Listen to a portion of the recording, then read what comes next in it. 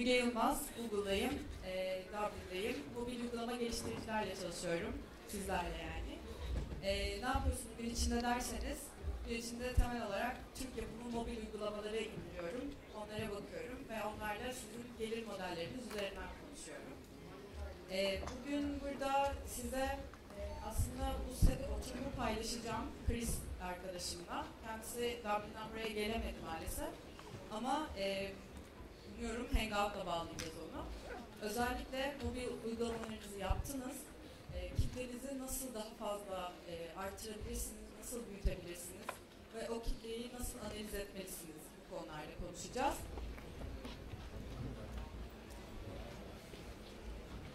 Müge there? Chris, the floor is yours now. Let's start. Okay. Good morning, everyone. Thank you, or good afternoon, I should say. Thank you very much for coming. Apologies I couldn't be there, but hopefully I'll still present and we'll have get some useful information out of this over the next, say, 30 to 40 minutes. I'm going to kick off, and then we're going to be able to take over and discuss some of the analytics first, but I'm going to be focusing more on engagements. So I'll kick off now. Bear with me.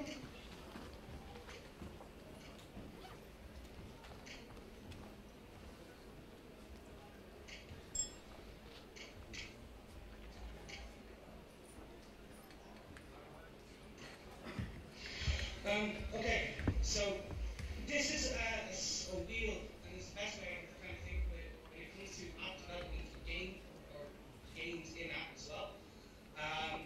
And it's kind of just a very simplified version of what we can consider being, or what I consider the key kind of wheel of success, in that in order to be successful within the app development community, you need to engage your audience, analyze and know exactly what your audience are, where they are, and so forth.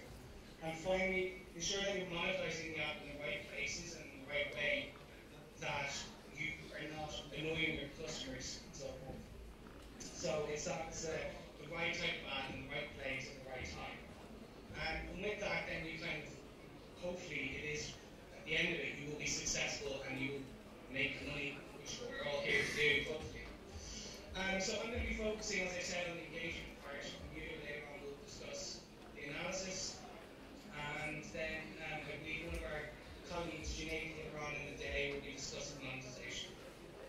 So I'm going to kind of focusing on that. The way I see it is, I wanted to kind of break it down into something that's easy and understandable. The way I see this is the kind of best way of putting it is the audience development loop.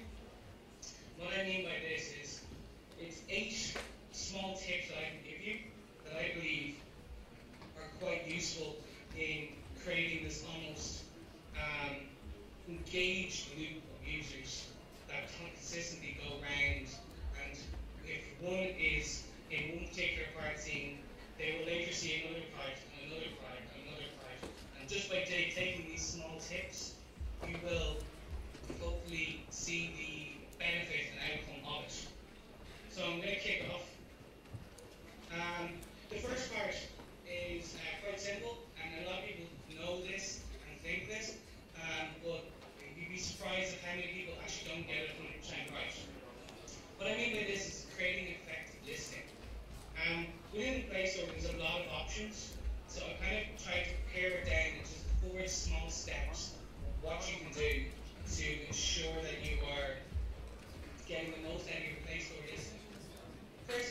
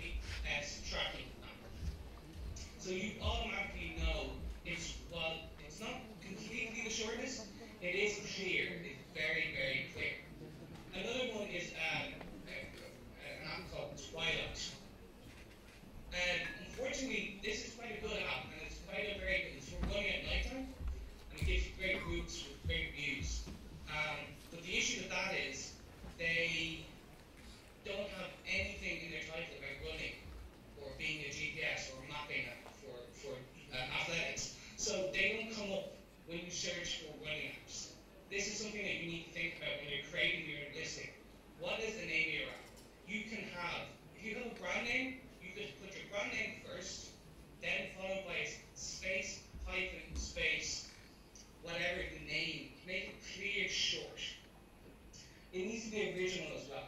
That's this is the single most important thing. This is the name of your store if you've not think about it in the old days. This is the thing that's going to go across the front of your door.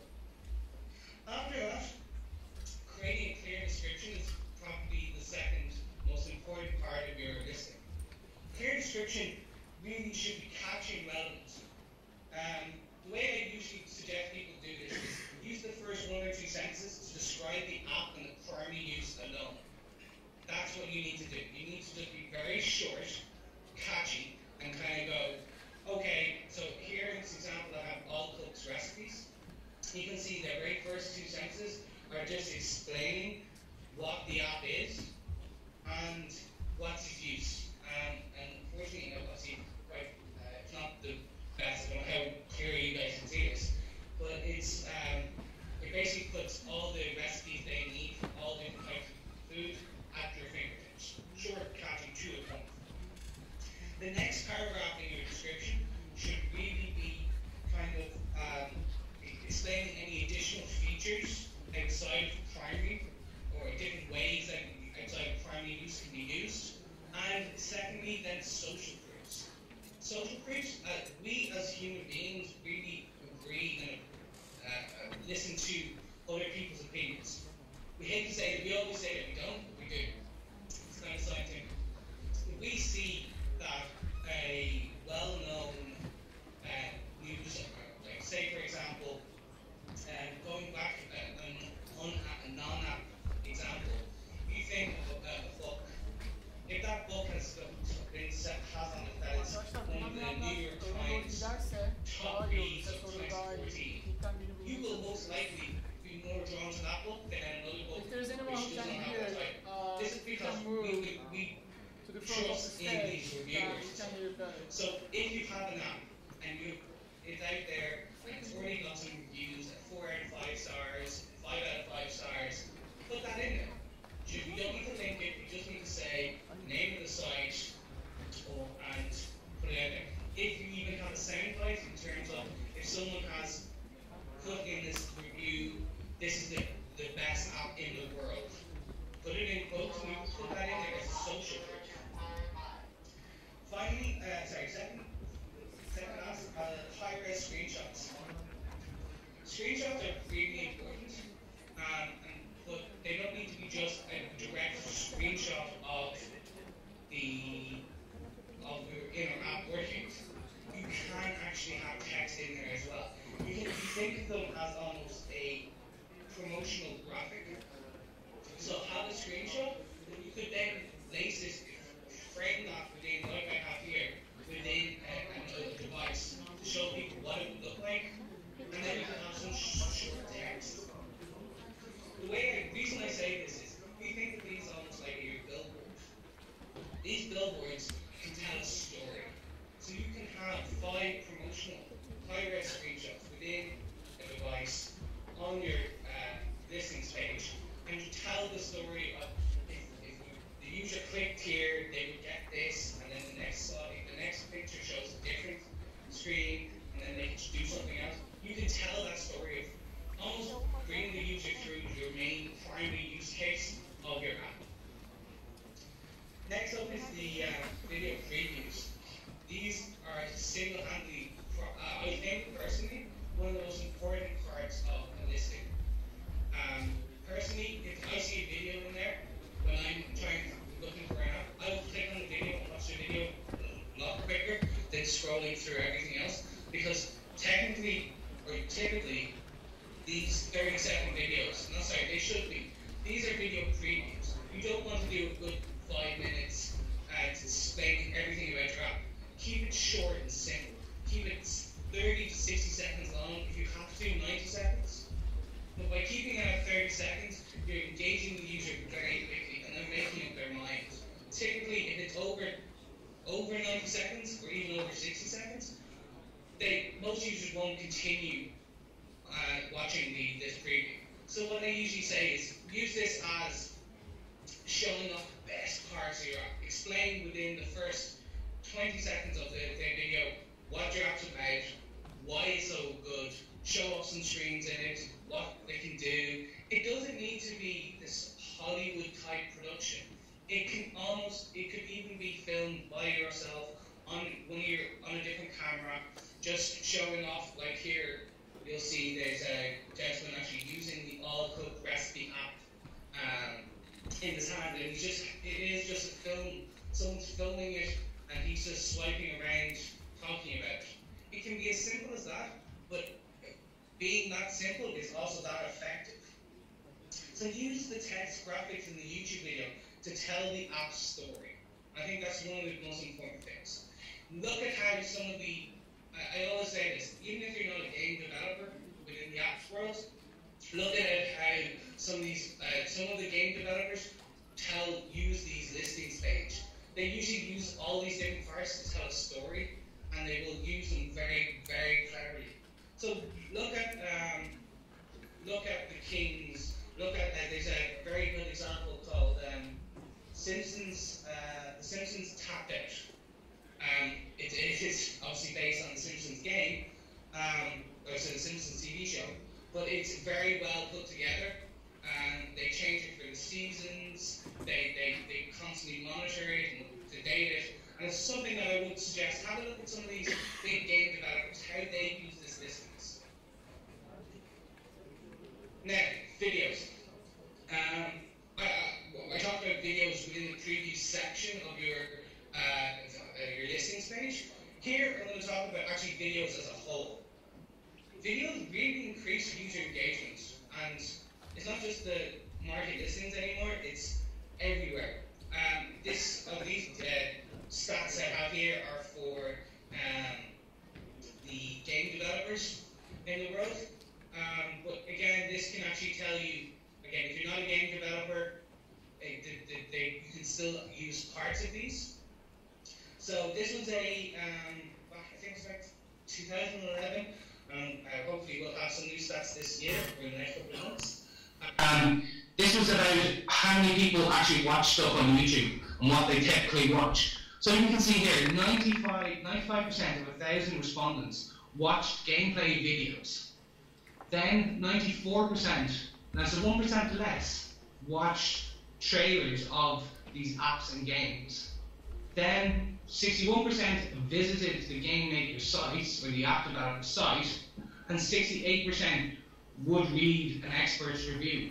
So just looking at these numbers, you can see that if you put out some kind of dev diary and gave people snippets through trailers of up and coming, or like I said, a dev diary of how you're making the app, what it's like, what it's about, how you're finding it, people are more likely to find and engage with you by watching these videos and trailers than they are to go onto your actual website and by reading, say, The Verge or TechCrunch and listening to one of the expert reviews there. This is because people want short, bite-sized information now. And the best way to do that is by giving them what they want. So create these dev diaries, create these trailers if it's a game. But also, look at that, there's still 61, 68% out there who do the other two. So that's still something you need to do. I'm not suggesting that you don't do this. I'm just suggesting maybe look at doing the dev diaries, gameplay videos, and creating trailers a bit more than you would getting your information out to the reviewers and the game makers, your site. Excuse me 1 second.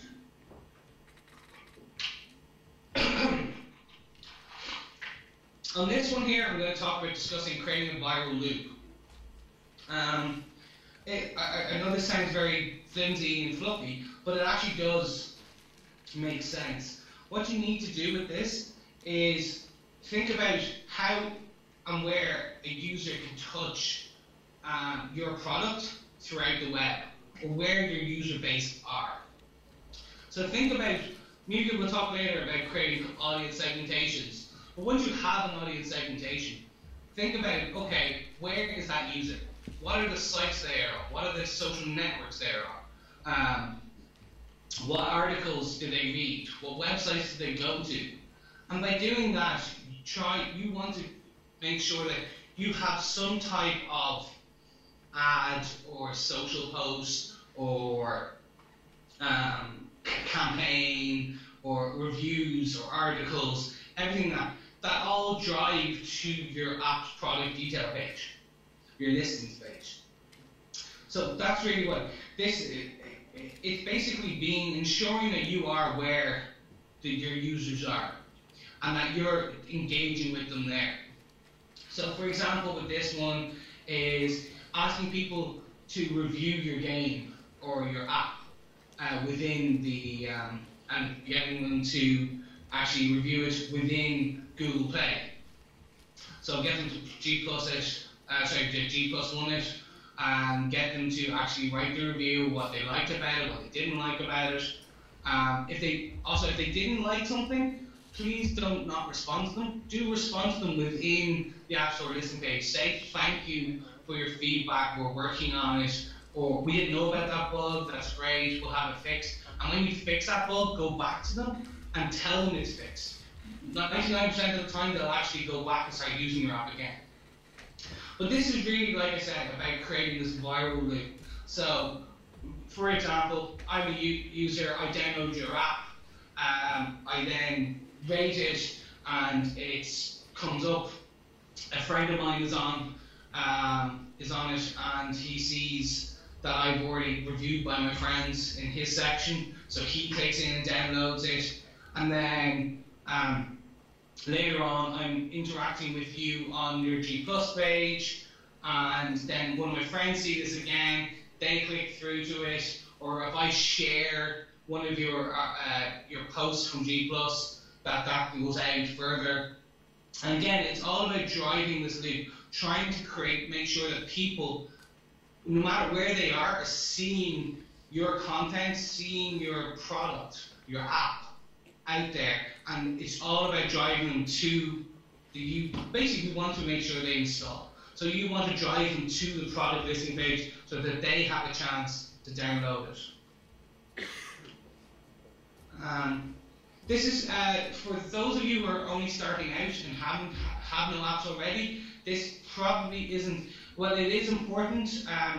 This is more for people who are on their second or third app. But I would recommend that everyone kind of take account of this. Within the APK section of the developer console, I'm sure you guys know, we have an alpha and beta testing section, and that allows you to actually create a G+ community of your users or your previous users, or actually some of your friends and family, and ask them to start testing your app. Those people who don't create an alpha and beta, typically there are going to be a good few bugs in the system when you launch the first time, and that's never a good thing for the end user. So just by getting a small group of people and doing a short alpha test, get it very quickly, make it like 48 hours, 72 hours, get them to heavily use it, script what you want them to test, and get that, then get feedback, fix it, do another alpha test. I will say about 2 to 3 alpha tests, and then final beta tests, again with these within this section. It's basically you create these people join this G+ community, and then you give them the URL, and that URL then allows them to opt in to the beta testing and download your app. Then you do the beta test, and then when you finish with your beta test, you can go straight in and do a final go to production. And I would always suggest, this is one of the most important things. I'm a bit of a nerd when it comes to this, because I personally hate it when apps, I find an app, I download it, and I see this very obvious bug from the beginning. And it's just a personal pet peeve, so I'm asking you guys out there in Istanbul, please ensure that you do beta testing and alpha testing. Also within this section, we allow you to do a thing called stage rollouts. So you can select certain regions and ask them to do certain just rollouts. So I'll give you an example about this. We have an Irish developer that I've worked with a few times over here, and they they created a very kind of East meets West type app game, and we weren't sure about how the best way to, how it would be perceived, how people would find this app. So I managed to convince them to look at a stage rollout in Vietnam. I know Vietnam sounds quite strange, but Vietnam is a unique country in that 50% of them love East games, 50% of them love Western games. So you have this great mix. People will pay for the apps. People will do in-app purchasing to both East and West type styles. So there is this great way. But also what they did was, by doing the stage rollout, they were able to see the different types of the use cases. So what they found was, through analysing then how these users use the game, and it was a small subset, it's a very small region of the Play Store, they were able to say, okay, well actually we need to tweak this, this and this. So by the time they did a full global launch, about 3 months later, they were fully ready. The app was so shiny and polished, it was perfect. The path to purchase was fantastic. The social marketing type campaign was ready, and they knew how it would work and how it would drive users to install. So by just doing all these things, they were able to just really, to find how they would get a user from A to B, which is A being non-user, B being a paid-for user. Size matters. This is quite an important one, and unfortunately some people don't seem to kind of remember this a lot, which is size. Memory on devices is becoming a premium still. We all have, now do have these 32 gig, 16 gig, 128 gig phones, but people download photos, people download music, there's hundreds of apps on their phones. So, but because memory is important, people will then delete apps very quickly, and it's this kind of instantaneous, oh, I haven't used that in 2 weeks, I'll download it again if I want it and just delete it. So the smaller your smaller APKs get installed more and uninstalled less, and that's just very simple. So some tip I would always say with your app is remove all extraneous code, delete links to libraries that are not actively used, and I think I saw a figure recently about 60 to 80% of all Android devices at the moment support SD cards. So in your games, for the installation to SD card, if your game or app is larger than 10 megs, because people will delete stuff off their device first, more than deleting stuff off an SD card, because the first thing they'll do when they go to remove apps and stuff, see a list of what's on the device, and then underneath we'll see what's on the SD card. So it's just a nice little trick. Just people will basically delete, it will keep you on the device longer. Speaking a user's language, this is quite important. I'm sure you guys all know this, but if you can speak to someone in their own, if you talk to someone in their own language, you'll get a lot more interaction and engagement from them than you would if you were, again, say, speaking, I'll use the Vietnam example again. We had made sure that they translated everything into Vietnamese, because even though the Vietnamese do speak English, and a lot of them do, it's better to have something within their own language. And you'll see there's lots of surveys out there that will show you that if you speak to someone, talk to someone within the app and within the Play Store listings, within their own language, you'll have better engagement. So to reach this broad audience, I would always suggest making sure that your Google Play Store listing page is translated. Now, we will do auto translations for you within the Play Store listings, and once you've made a save to the actual final page listings, we will do an auto-translate. You can have the option to use this auto-translated version, or you can put it in yourself within a language. I would always say use the auto version and just make sure that have someone or find someone who knows that language and just ask them to double check it. The user will get the chance to have the option to switch over just to the English version if they want as well. The thing I would suggest you also need to do is look at localizing the graphic assets and the video. So, for example, if you were launching a game in Germany and launching a game in the UK and Ireland, UK and Ireland, everything was in English, that'd be fine. But in Germany, we see that you would need to change the text all to German, obviously, but then actually the text within the graphics, within the higher res screenshots that I talked about before.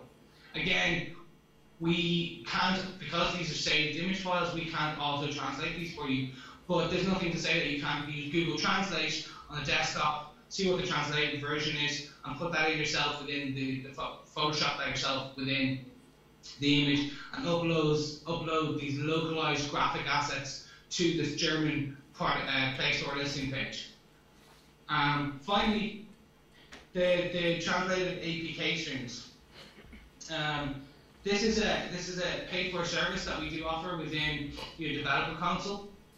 Is that you can give us your the text strings, and we will have a paid translator translate this into a given language for you. This is a really useful resource. Again, it depends on how big your app is, how many pages, how many strings text you have. But again, it's coming back to giving people the information they want in their own language is slightly better than making them having to think in English, translate it back, and then respond to themselves. So this is just a nice little tip and trick that's there if you want it. Optimizing tablets. This is perhaps one of my biggest. This is perhaps one of the biggest things I want to leave you with today.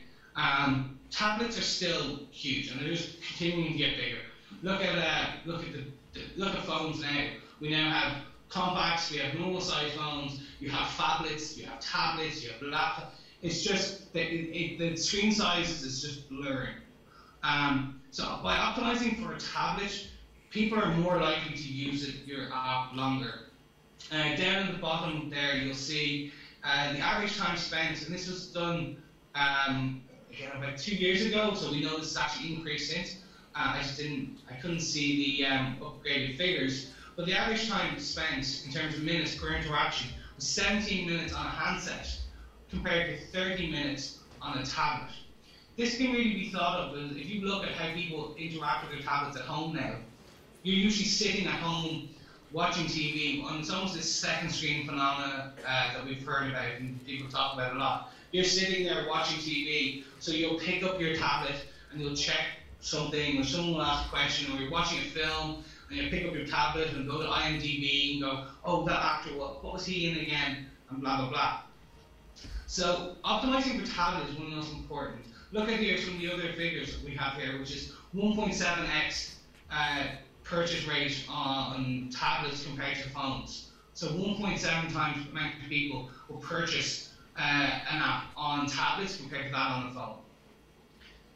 62% of global tablet shipments are Android. Again, this was done in Q4 last year, in 2013. We're expecting to see more.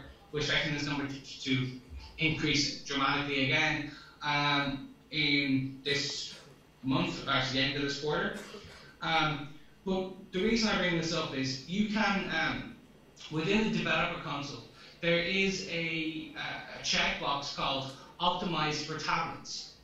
And please go through this listing and check to make sure that you are optimized for tablets. Because once you have completed that checklist and it's all ticked off, you will then end up in the optimized for tablets or for tablets category within the tablet play stores. And that's fantastic because people will automatically know that your app works beautifully in landscape and horizontal, and landscape and portrait, even on a tablet, as the same as it does on a phone. If you don't think that's possible within your app, another option what you can do is split your app into two. So create a tablet version of your app and create a phone version of your app. And literally have the name and then a hyphen tablet version, something like that, and then phone version. While it's not ideal, it does allow then again just so that you have two different versions for the actual app. So this is some of you may know about this already, some may not. So deep linking for in-app content. So I'm not sure how many of you also have content on websites. This will really kind of show what this is, how this is important. Is that we using the deep linking APK, or SDK, you can link your app content to within Google Play or within Google Search. So if someone has, I have here IMDb, so what I could do is search for the actor in the main cast of It's a Wonderful Life on my Google Search on my handset, and if I have IMDb already linked within my phone, or installed on my phone, rather than it coming up with it will come up with the search result, and rather than going to IMDb on the net, I will be able to go directly to that IMDb It's a Wonderful Life page within the app. So you basically, it's a way of creating re-engagement with your users really quickly, rather than we all heard these stories of people downloading the app, using it once or twice and never coming back to it. But you all will have great content in there, and if you're updating your website as much as you're updating your app, and it's the same content, by linking these, people will then automatically, rather than going to your website, open up within your app. This is really important. Again, if there's any news or article-based publishers or developers out there, this is really important for you. So if you're a newspaper, this is fantastic. If you're, like I said, IMDb type or Wikipedia type, or if you have a type of encyclopedia, this is just fantastic. I can't recommend it enough. So, I've talked quite a lot there. I'm going through all 8 types of those. So the best way, just to kind of wrap it all up again, is when you're creating your app or your next version app or the new app again, create the effective listing. So ensure that you clear and descriptive title, ensure that your photos are high res and they're using them as a promotional banner, ensure you've got a video in there, make sure your description is 1 to 2 sentences, short, snappy, and then has some social proofs, and then bullet point lists the features of your app. If you're a game, or if you have the option to do dev diaries, look at creating videos and uploading to YouTube, because this creates great engagement. Speak your user's language. Make sure that you're actually using the auto translate service for Google Play listings, or if you have someone who already speaks that language, make sure that they're checking it and actually writing it 100%.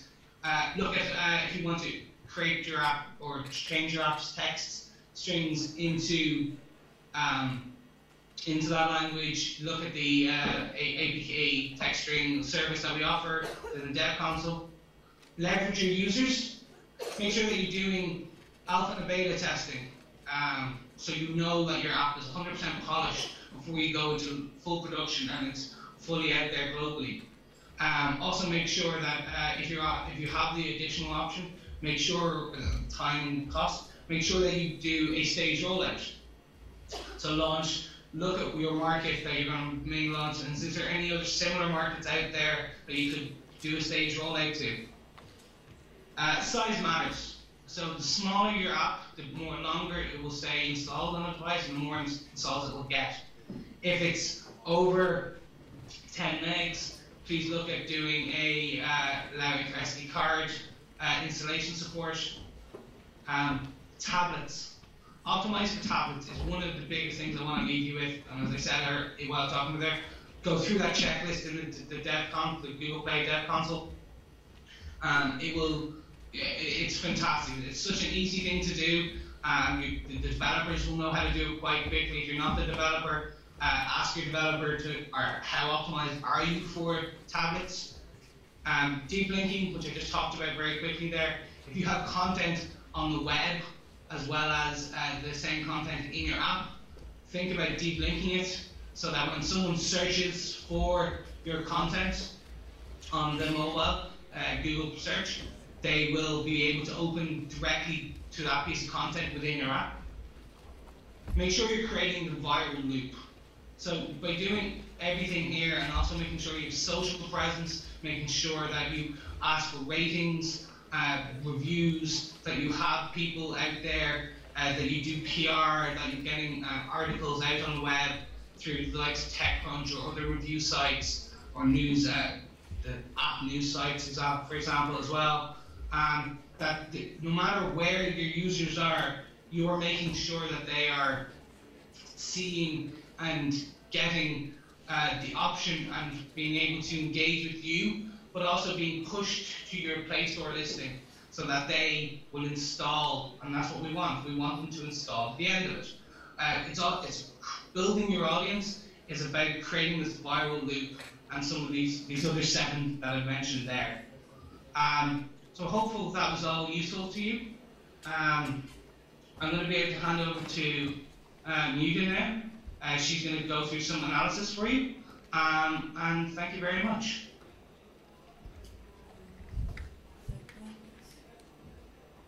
Thanks.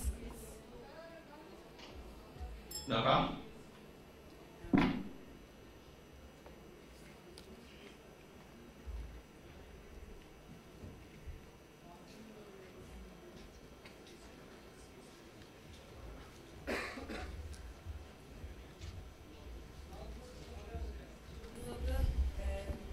Baştaki teknik problemlerden dolayı ben biraz uygulama analitiğinden bahsetmek istiyorum size. Kısa bir program temel mesajları vermek istiyorum çünkü ardından dinleyip devam ediyor olacak. Şunu söyleyerek başlamak isterim. Eskiden uygulama sektörüne baktığımız zaman çok fazla sayıda çok ucuza kullanıcı alma eğilimi görüyorduk. Ama son zamanlarda açıkçası bunun değiştiğini görüyoruz. Şu an kullanıcılarınızın uygulamanıza en çok etkileşimde olması, yani size uzun vadede en iyi, en değerli kullanıcıyı keşfetmeniz çok önemli. Dolayısıyla Google'ın Analytics bu konularda size yardımcı olabiliyor olacak. Öncelikle aktif kullanıcı raporlarınız var. Veriler anında yükleniyor. Böylece hemen harekete geçebiliyorsunuz. Özel segmentler oluşturabiliyorsunuz. Bu dediğimiz en değerli kullanıcıları bulabilmek için en kuvvetli özelliklerden biri bu. Kullanıcıların uygulamanızla birlikte çıktıkları yolculuğu anlamış oluyorsunuz. Kullanıcının nereden geliyor? Hangi ekranlarla en çok etkileşimde bulunuyor? Sizin uygulama içinde yaptığı beklediğiniz davranışları gösteriyor mu gibi soruları cevaplayabilirsiniz. Ayrıca uygulama içi satış gelirlerinizi ölçmüş olursunuz. En önemli konu analitikte kendinize şunu sormanız. Benim başarı metriklerimde veya veri gönderirken hangi verilerden aksiyon alabilirim? Bu konulara önem vermeniz gerekiyor. Örneğin bir oyununuz var ve oyunda kullanıcı zıplayarak ilerliyor. Bu her zıplamayı göndermenizin çok bir anlamı olmayabilir. Çünkü raporlar bir noktadan sonra anlamını kaybedebilir. Çok fazla data oluyor. O yüzden neleri ölçmelisiniz?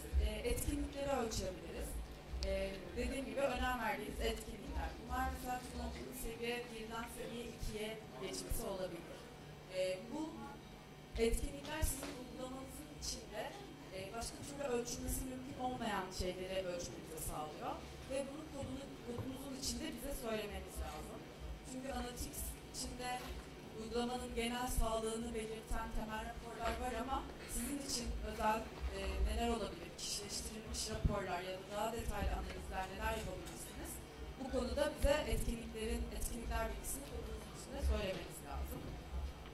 Bahsettiğim gibi işlemler bilgisini göndermelisiniz. Kullanıcı ekstra can aldığında ya da yeni bir özellik aldığında bu dataları inceleyebilirsiniz.